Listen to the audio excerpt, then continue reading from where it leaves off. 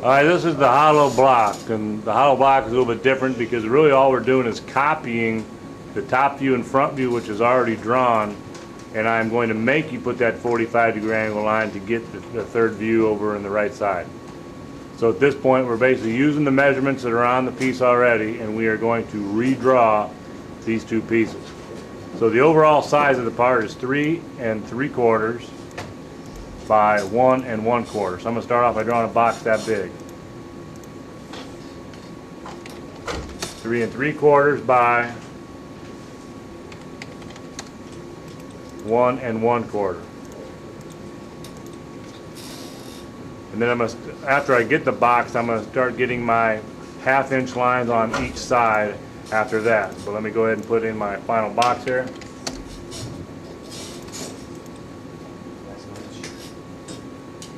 So I'm zooming it in a little bit.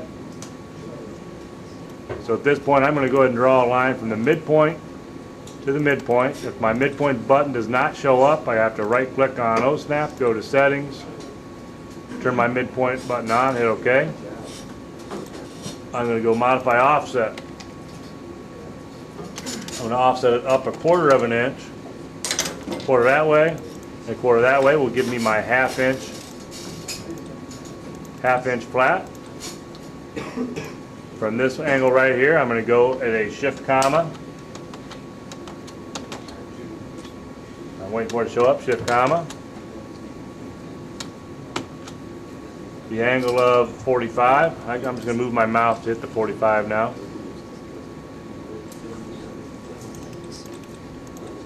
And I will do a 45-degree angle this way as well.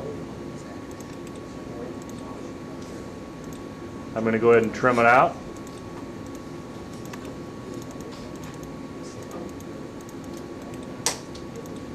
And then on this side over here it is a 15-degree angle. This one is a -15. So if I go shift comma here, -15. And then I go a +15 on it, shift comma. It's not working for me very well here. There we go. +15 over. Now at this point I can erase those two lines out, and I'm going to trim out this box.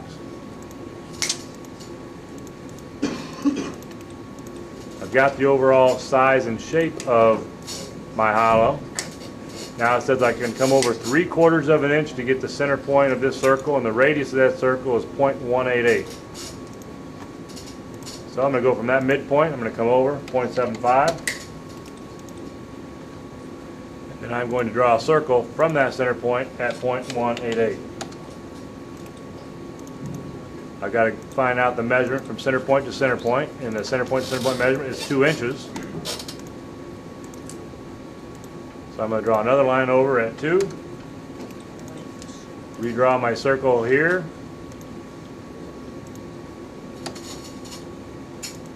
Erase out my 2 lines. And now I can draw a line from the top quadrant to the top quadrant. Now if my quadrant button isn't on, I got to right click, go to settings. Turn that quadrant button on. The last thing I got to do is trim out the insides of those circles. My top view is now completed. Now I've got to get my front view, and I'm just going to pull down every feature.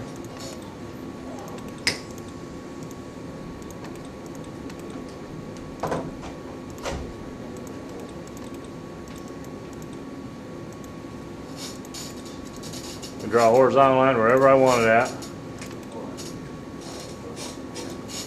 Now the overall thickness of this part is 3/4 inch. So I will modify offset my 3/4 inch up. I will trim out everything else I got. Ryan Bradshaw, you're needed in the main office at this time. Thank you. Get all these parts off here.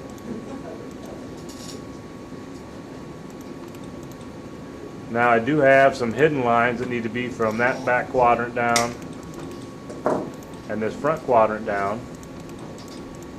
Those I always change to red, and I would change them to hidden line I don't have a hidden line loaded, so I got to go to Other, Load, find the word Hidden. Do not use any of those. Find the word Hidden. Hit OK. Reselect them. Go to the middle bilayer box here. Click on Hidden. And that makes those a hidden line. I can select them and bring them down, or I can trim them, whatever you like to do.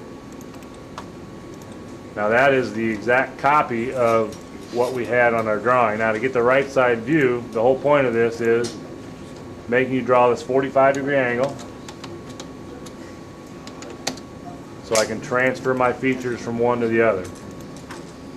I'm going to go from the top bar over here to that intersection. If that intersection does not show up, click on your polar button at the bottom of the screen and it will show up.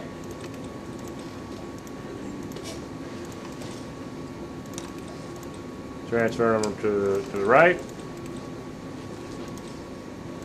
to the right. Go ahead and go Modify Trim. That's the overall size of my right side view. Now I just got a couple other lines pulled over. I got to pull over my 1/2 inch piece from there on down. 1/2 inch piece there on down.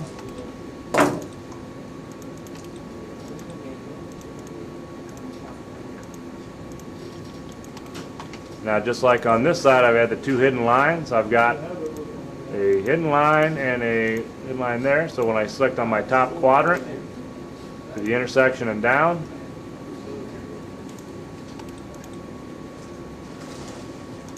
the bottom quadrant to the intersection and down,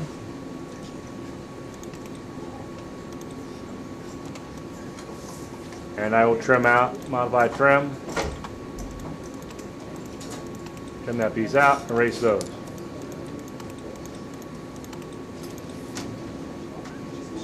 So at this point we've got the top, front, and right side view. Now we have to dimension this piece.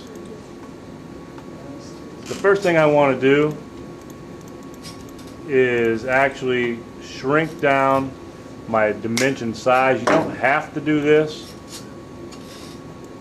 but I like to do it. I'm going to go dimension a style.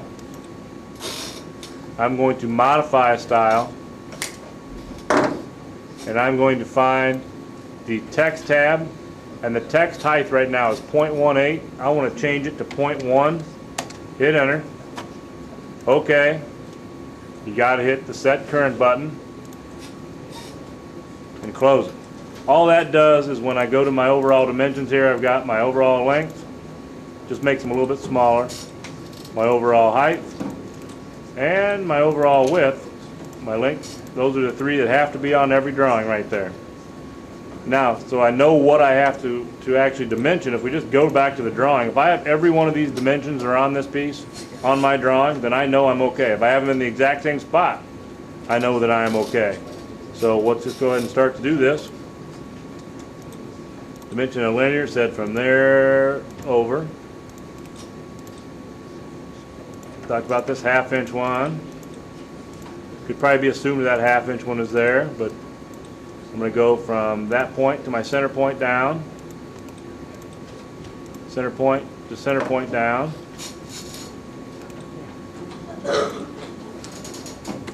Now this time I'm going to dimension my angular lines, my 15 degrees, so I'm going to go dimension and angular. If I left click there and left click here, it pulls out a 45-degree angle line. I'm going to select my 45 and then move it to the middle of it. And then I can also come up here and dimension and angular. Select this line, pull it out. I'm going to zoom in on it again, bring up the 15 to the middle.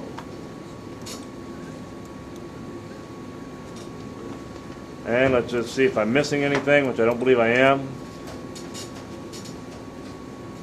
Oh, I'm missing the radius of the circle. So the last thing I have to do is dimension a radius. Select that edge and bring one out down here. And now the hollow block is now complete.